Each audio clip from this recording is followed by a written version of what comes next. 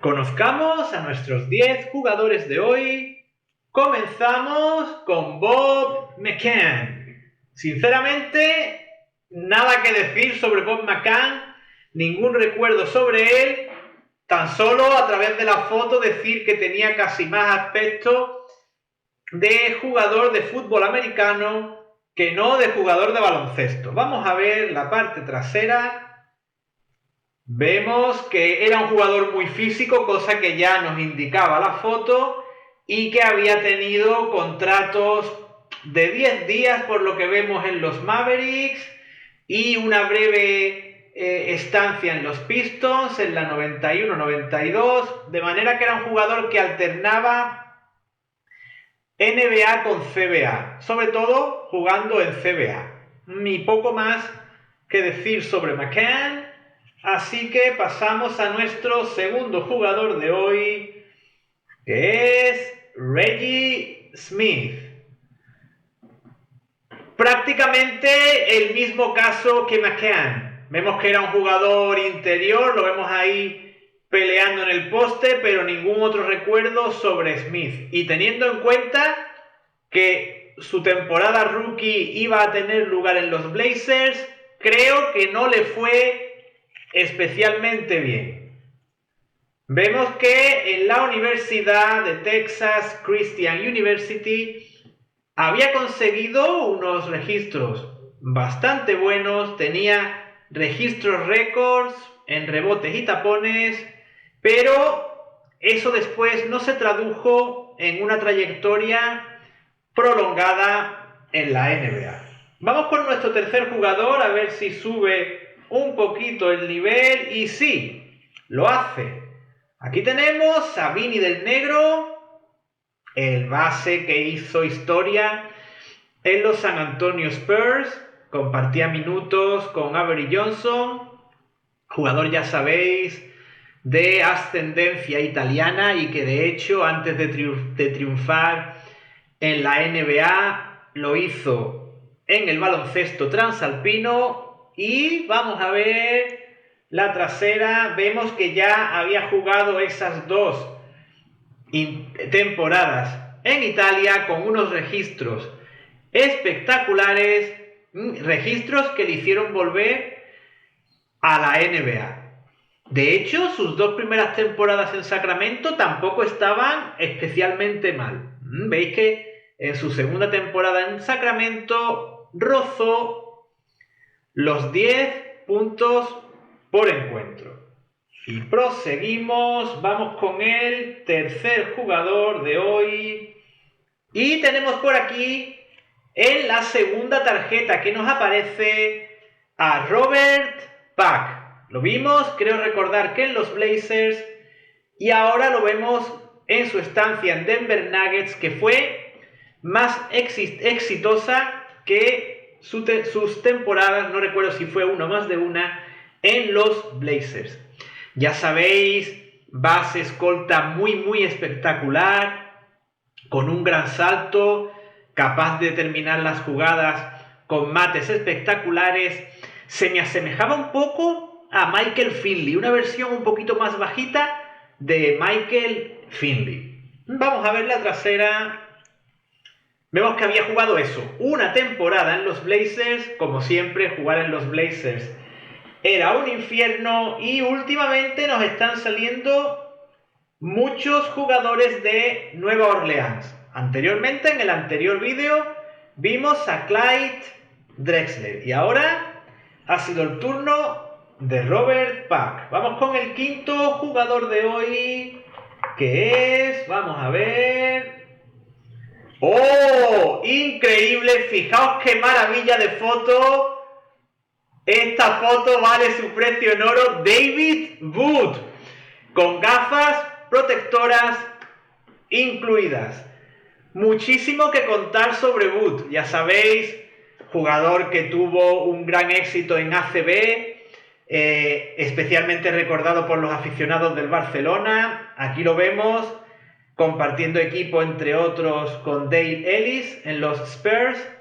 Y comentar que Wood tuvo temporadas bastante notables en la NBA, siendo por supuesto un obrero, un jugador que entraba desde el banquillo, pero por ejemplo en Houston tuvo algún que otro año bastante notable, y un Wood que hoy en día, alejado de todo lo que es el mundo del baloncesto, participó en el famoso asalto a la Casa Blanca. Fue uno de los individuos, de las personas que intervinieron en ese famoso asalto a la Casa Blanca. Vemos la trasera, vemos esa gran temporada en Houston con esos 5,3 puntos por partido, y después ya vemos cómo había jugado en España.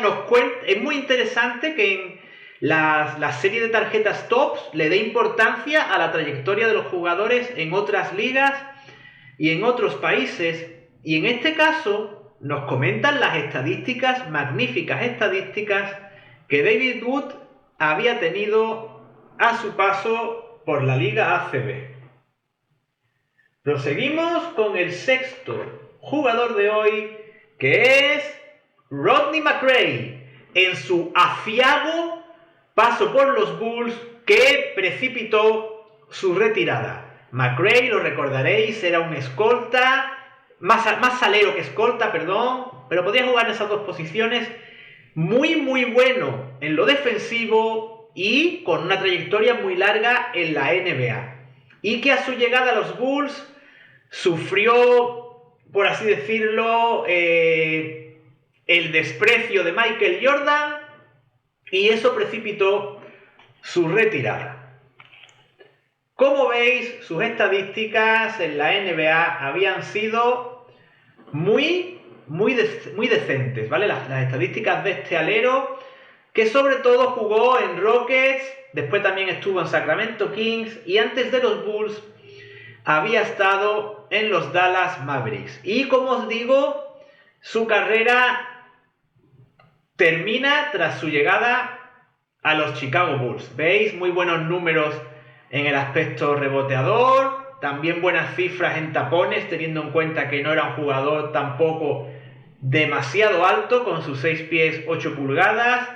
Había desarrollado poco a poco también un buen lanzamiento exterior, y desgraciadamente pues su carrera terminó ahí, no jugó ya mucho más.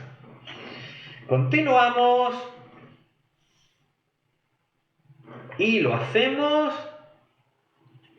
con Terry Mills, al que vemos en los Detroit Pistons. Terry Mills era una especie de Derrick Coleman de marca blanca, por así decirlo, un jugador parecido en características a Coleman, aunque mucho menos brillante. Vamos a ver la trasera y vemos precisamente cómo había coincidido con Coleman en los Nets durante 2 temporadas, jugando los minutos que no jugaba Derrick Coleman, y cómo se había marchado a los Pistons, es decir, volvía a casa, porque Terry Mills, como veis, era un nativo del estado de Michigan. Continuamos con nuestro octavo jugador de hoy, que es Eric Murdock, de los Milwaukee Bucks.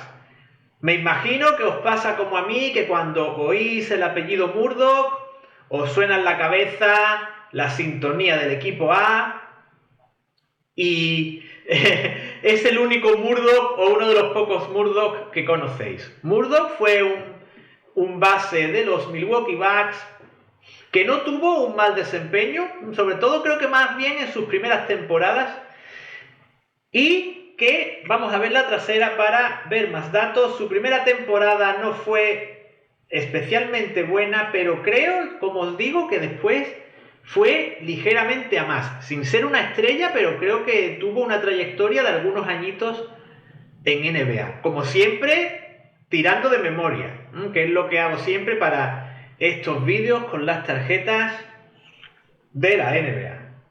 Continuamos, nos quedan 2 jugadores por ver, y atención, tenemos una espectacular tarjeta apaisada, de estas que nos gustan tanto, de Alex Blackwell, jugador que, como veis, tenía un físico realmente fornido con el número 30, pero del que no tengo ningún tipo de dato que comentaros, no tengo ningún tipo de recuerdo sobre Blackwell, así que dejemos que la trasera hable sobre él.